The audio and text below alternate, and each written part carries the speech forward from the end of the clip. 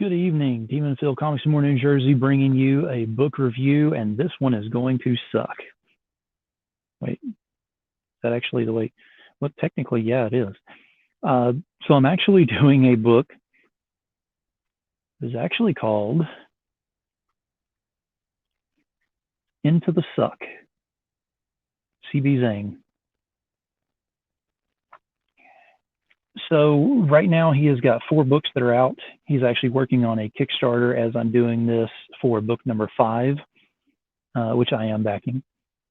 You should be too. If you're not, then, well, there's going to be a link involved. So we expect to see some backers off of this. Yeah, this interview sucks. I mean, this review sucks. It is, the reason it sucks is because it happens in the suck. So therefore it sucks. I know there's no drums in here for me to, anyway. So CB Zane came up with this, and the rest of the creative team that works on this. Ursula is the character in here, is the main character. She is, how do I describe Ursula? She has no filter. She is stunning, very much so. And she knows it, and she knows why guys would look at her or whatever, and she takes no crap from them on doing that. So if you can kind of see the picture of her there, it is an incredibly fun read. It is very, if Star Wars and Barbed Wire kind of teamed up on that, maybe. It's actually pretty good explanation on there, with a lot of surprises that are involved in there. She has a co-pilot named Squee. Squee is basically green jello that takes form, that can lose that form at different times, and well, they have some fun with that too. The books, I actually got those whenever CB was online. It was one of the cons, and he was in there. He was actually doing like four appearances in this con or something, and he kept talking about Into the Suck 5, and I was like, how do we get 1 through 4? And he did a starter pack, and here we go. Support your artist. And I did. So 1 through 4, got the entire, and these are just the regular covers. These are not the variants or anything like that. And I'm fine with that, because at least I can go ahead and read these and get into it before I start getting some of the other covers, if I decide to go ahead and do that, which who wouldn't? But they're a lot of fun. And if you've noticed, let me go ahead and show you again, because that is number 1. If you look on the back, it has a very detailed back cover on there. So each one, if you go to book number 2, and again, look at how beautiful that is. And then you go to the back, you get some of the fun aspect of what's going on. And here is 3. And this shows you the attitude of Ursula in a picture right there.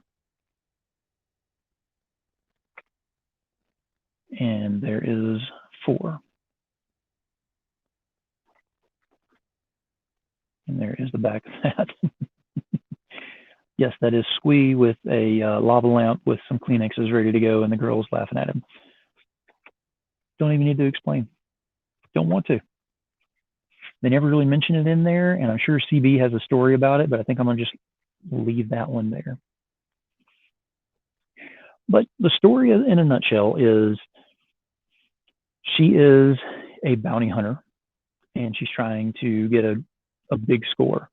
The biggest score, or the only big score that they have at the time, is to go pick up some cargo from Earth. That cargo is in the form of a human. I'm still trying to figure out, because the way the story is going, they really haven't gotten into the absolute significance of this particular human.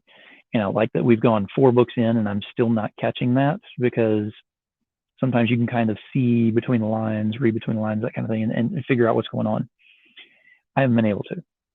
And that's good, because every time you have a book out and people ask questions later, you did what you needed to. Congratulations. But in the midst of all of this, of course, things go wrong whenever you're doing a bounty on something like this, and you get the wrong attention of these people, who gets the wrong attention of these people, and these people are now fighting these people. And the whole thing is centered around Ursula and this guy. And of course, Squeeze over there too. Well, then he starts introducing other characters into this, and it's very interesting to see the evolution of the characters as they come across. It's a very fun story. The panels are, I don't even know where to go with the panels. They are above and beyond absolutely gorgeous. See if I can find something here. As far as, I mean, just look at how the panels are done. I mean, it's just beautiful looking. As far as if it's for kids or anything, because I know it's a lot of questions that are asked out there, I would say 12 and up on this one. Language is not really a factor. There is no full nudity in here whatsoever. Everything's covered, but it's covered in such a way that you know it's there, but you're not seeing it. If that makes any sense. It's not thrown in your face blatantly just to go ahead and get extra eyes on the sexual aspect of it. It's thrown in your face as she really does not care. I mean, she has no filter whatsoever, which is perfect.